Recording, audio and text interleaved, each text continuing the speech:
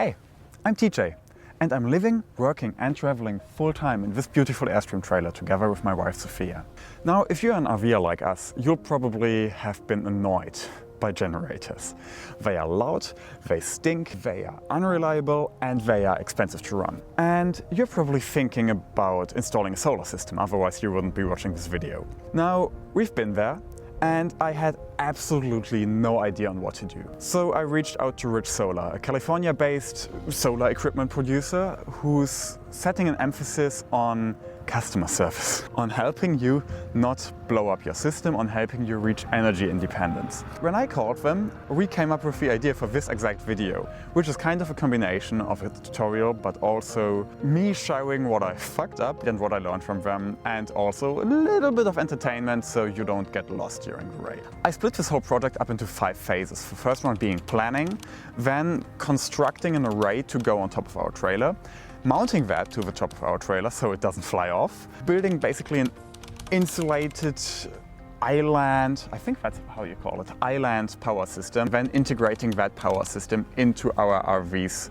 existing electrical system. Let's get going with the planning stage. First I went to their website and checked out the specifications of the solar panels, because the size of the panels ultimately was the limiting factor on how I mounted everything on top of our roof. So I was looking at the size of the roof, at the obstructions, at the slope, because it's not entirely straight up top, and came to the conclusion that the best solution would be mounting one panel right here and then building a shroud for the other 3 panels. One going here, one going here, and one going on the same height above our rooftop vent. Knowing that, I knew that I could mount 800 watts of solar on our roof, so a total of 4 200 watt panels. I, however, didn't know how much battery capacity I needed, how big of an inverter I would need to run, how charge controllers work. So I called richsolar, and they came up with a complete system, including every cable I needed, including the screws I needed, including everything basically.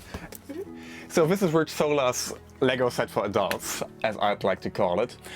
We got their 800 watts system with an upgraded inverter though, because we want to be able to run our AC of a system. And our power will first go into the solar charge controller. From there it will go into our batteries, and from the batteries it will go into the inverter. And also from the batteries and from the inverter it will go into the fuse box, so it's completely integrated with our RV's power system. And they also gave us all of the cables we need to do that, which is very convenient because, as I said earlier, I've got no idea how all of this works, and if someone gives me instructions, I can follow them, and I'm very happy that I don't have to think about anything, except maybe not getting shocked. So while I was waiting for our 2 100 amp hour batteries, our 3 kilowatt inverter and our 4 solar panels and the 60 amp charge controller to arrive, I sketched out how I wanted to build this solar array, because this was going to be a little bit more difficult than just building, you know, your typical flat mounted solar panels. So I really wanted to build something that was sturdy, that wasn't going to come off on the interstate and fly into someone's face, that was able to clear our AC, that it shouldn't overlap our skylight, and I didn't want to drill a hole into our roof, because our roof is made of aluminum, stuff can rip out of there, and I also didn't want to risk any water leaks. We are on our way to go for a walk, and after that we'll buy some supplies for mounting solar panels on our roof. The hustle starts now. TJ wants to set up the whole solar system in the next days. I think I will take like 4 days from now on. I hope that's realistic-ish. I've got a list of everything you might need to build your own system in a link in the video descriptions. As soon as the panels arrived, I started construction. I have this kind of raised stage for the 3 solar panels to go onto. So this is a combination out of 8-foot long L-shaped aluminum brackets, 6-foot long brackets, which I need to cut in the end there, and also 6-foot long flat aluminum pieces. And what happens in the end is that I bolt all of these together. The solar panels will basically sit up top and will be bolted into this frame, and this will then be bolted into another L-shaped aluminum frame, which is glued onto the roof of the RV. I quickly noticed that these flat braces were pretty wobbly and not really of any structural value, so I replaced them with more angles. This is a frame. I left one of the solar panels in there for demonstrative purposes now, but the next step is actually taking it onto the roof and mounting it there, and I didn't want to do that with all of the panels mounted. Let's start from the bottom. I've got these L-shaped aluminum brackets, which are basically the feet of my array, and they are connected via X braces with a C channel and a flat aluminum thing. And then I just made a frame out of more L brackets and out of L brackets here in the middle. And in the middle here I also took these L brackets as additional feet. And I used 1/4-inch bolts and, how are these called, split lock washers to make sure that the frame doesn't come apart when it's being moved, you know, because they lock everything up. I only used basic tools, so a power drill, an angle grinder, and like basic mechanics hand tools. Nothing fancy, and it has taken me, I'd say, around 8 hours, including trips to the hardware store, and I'm not very experienced with all of this stuff. So it's definitely a weekend to an extended weekend project.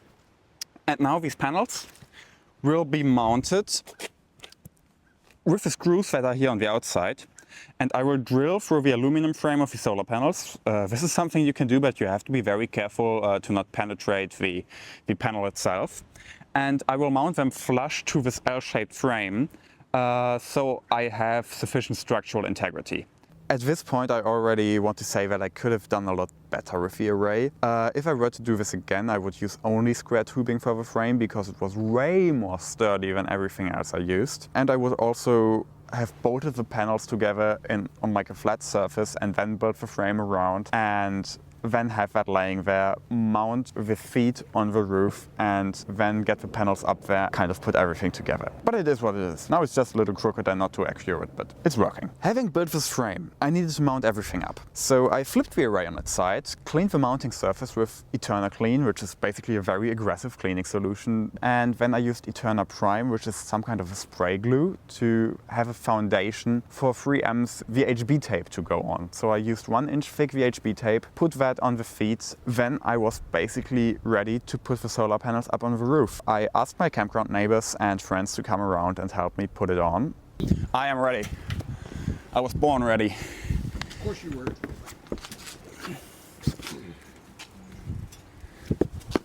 Come in closer. Yep. All right. I've got it. I've got it. I'm pulling up. Hold it. There you go.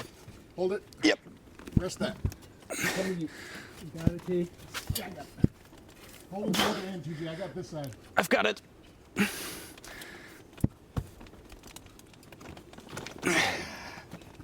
Come towards the... Yeah, careful for the lower leg. Right. Give me a second. Yes. I've got it here. On the air conditioner. And after lining it, I put small wooden blocks under the feet so that I could properly clean and also prime the area where the feet were supposed to go on. After that, I was lowering it from the wooden blocks and pulling away the VHB tape's protective tape. And yeah, the panels were on. Success! The panels are mounted and It's VHB taped, and it's super sturdy. The only issue right now is that we've got some dips in the roof, like you can see right here, and the aluminum is too rigid to adhere to that shape.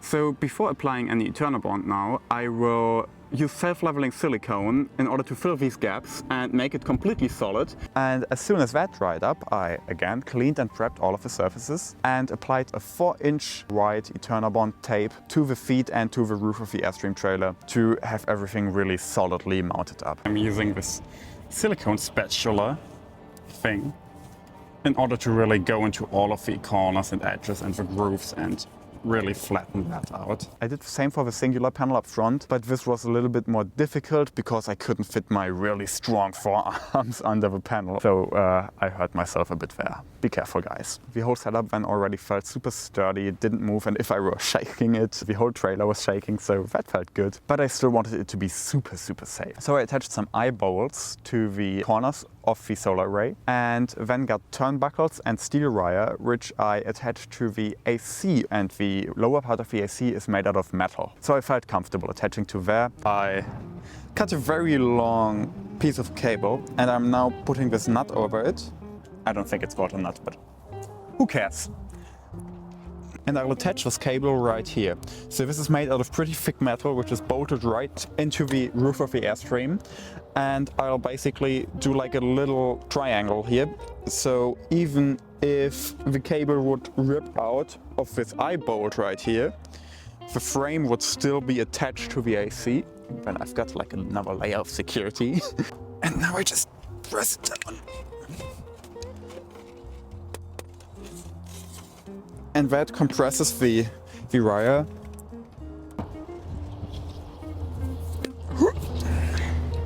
And now I'll just tighten this in order to tighten the whole thing.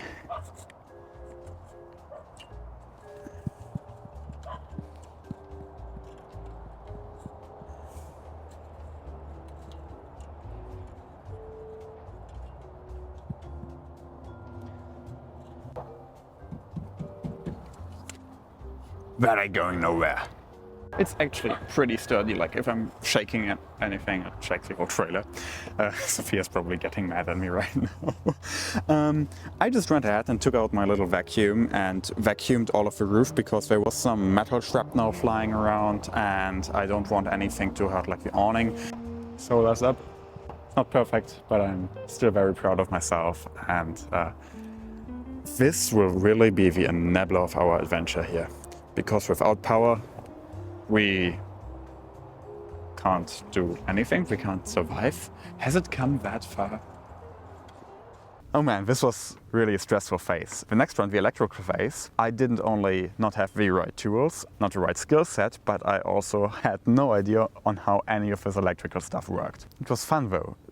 It felt a little bit like a combination out of Lego for grown-ups combined with Dr. Bibber. I don't know if you have that game in the US. So from working on the AC a few weeks earlier, I knew that the AC was basically a pass-through to the interior of our trailer. So I just drilled a hole in the AC and routed our wires through the AC's wall into the interior of our trailer.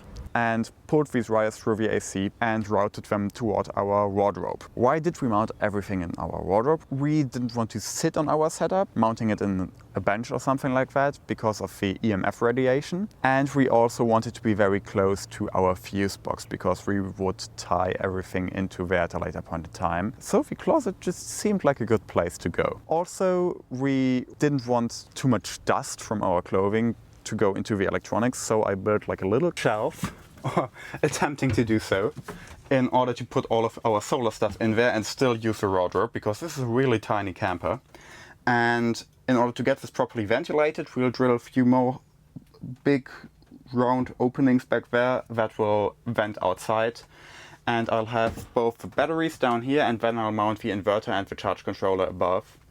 And I hope that everything fits and works decently and looks not too chaotic. Having built this compartment, I connected everything to the charge controller, got back on the roof and connected all of the solar panels in series. Easy as that. Oh, now I plugged I plugged two wires from the same solar panel into each other. I think that's not good. At first I was super scared on the whole solar panel wiring because the voltage can get quite high and I've also never done that. In the end it was really only birds and bees, you know, sticking male pieces into female pieces until all of the solar panels and the wires routing inside were connected together. Having done that, a little red light turned on the solar charge controller. Success! Unlimited power!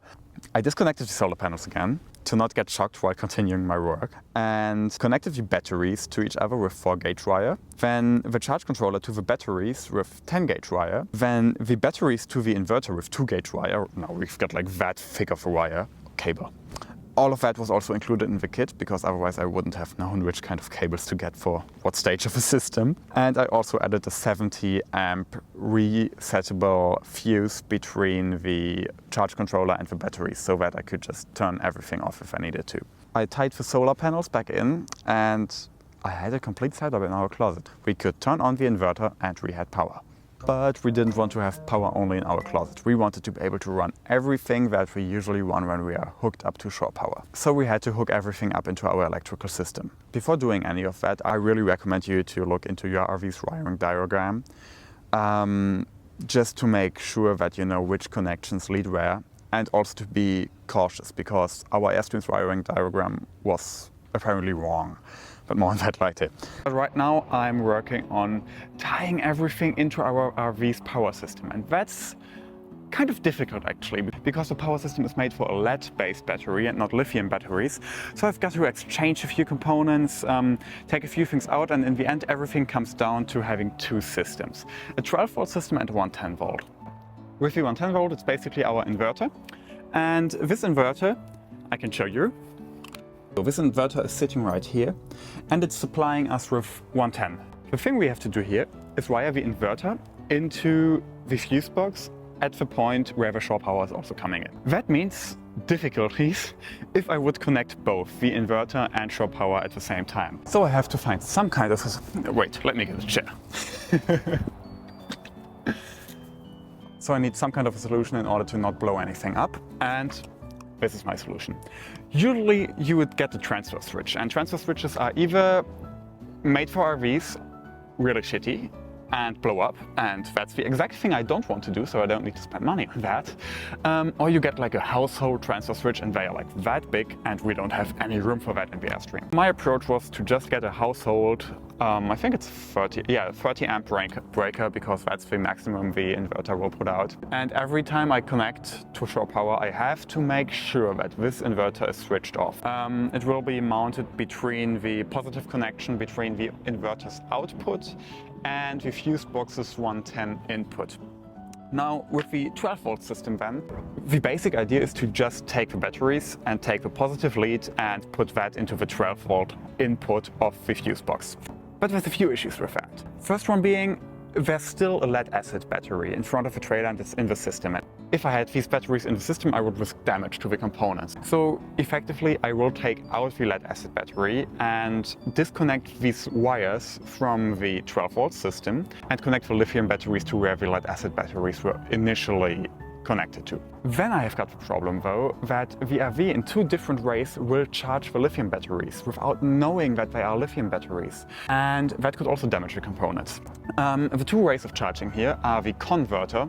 That's like the opposite of an inverter, so it will take shore power, which is coming in from the outside, and will convert it down to 12 volts and then charge the batteries with that. The issue with that, it doesn't know that it's a lithium battery. The existing converter would need to be thrown out and changed for one which could accept lithium batteries, but luckily you can just get one of those for like 80 bucks on Amazon.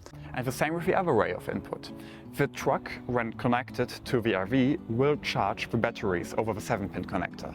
So I didn't really find a convenient solution to the 7-pin connector, so I will honestly just take that off. I will not have charging from the truck to the trailer. If we wanted to still charge while driving, we would need a DC to DC charger, but at this point in time we don't really think that we need it because the solar is charging our batteries while we're driving. And for the converter issue, I found a replacement converter, which is basically an insert that will go into the Airstream's OEM fuse box, and then it will supposedly auto-detect that it's a lithium battery and use the correct charging profile. Yeah, that was a lot of talking. Let's get going. I'll start by disassembling the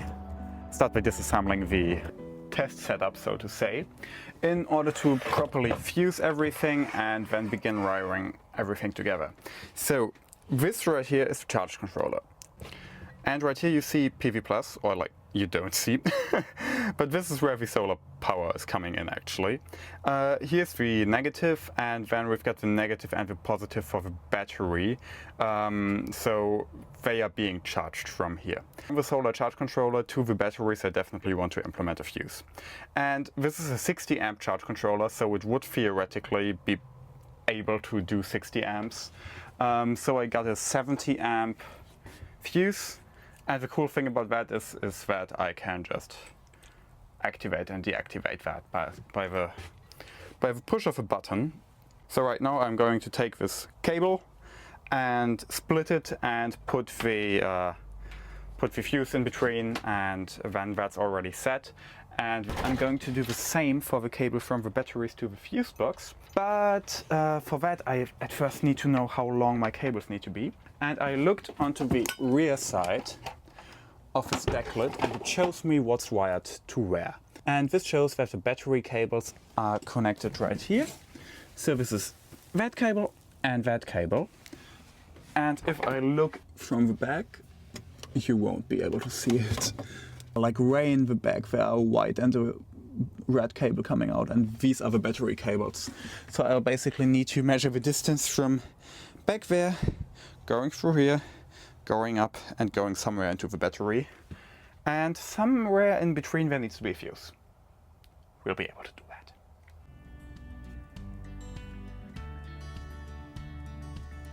Now I'm going outside and unplugging the RV. And then I'm going to turn, I don't really need to turn the converter off, but still. And then it means lights out, and that's not good because it's getting dark.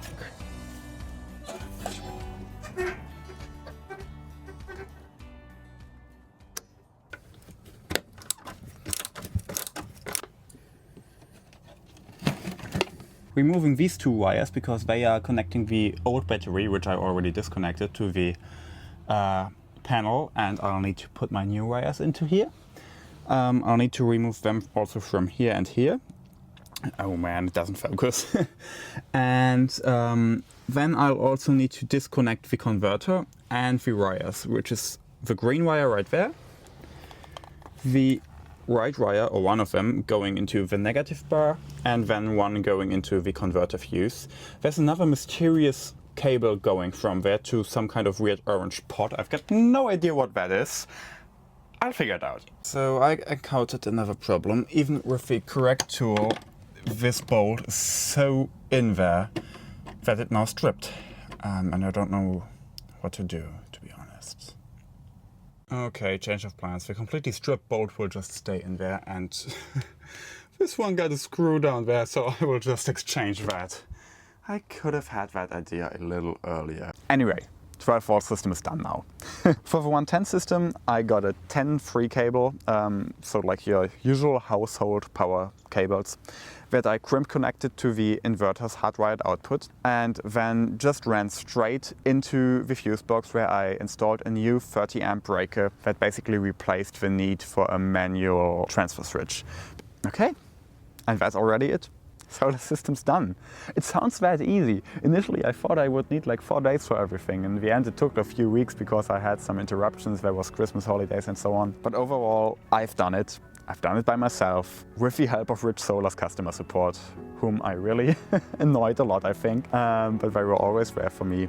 And if I could do it, I'm sure that you can. And I also really encourage you doing it, because as of right now we've driven 65 miles per hour with strongest side winds, and the array has stayed on top. We've run our AC for like half an hour and only dropped 15% of our battery, which is like way better than we expected. We've been boondocking for the last 3 days, and it has been really overcast. Right now the sun's out, but that's only been for the past 2 hours, trust me. And we've still got 72% of charge left, which is, we can boondock so long with the setup.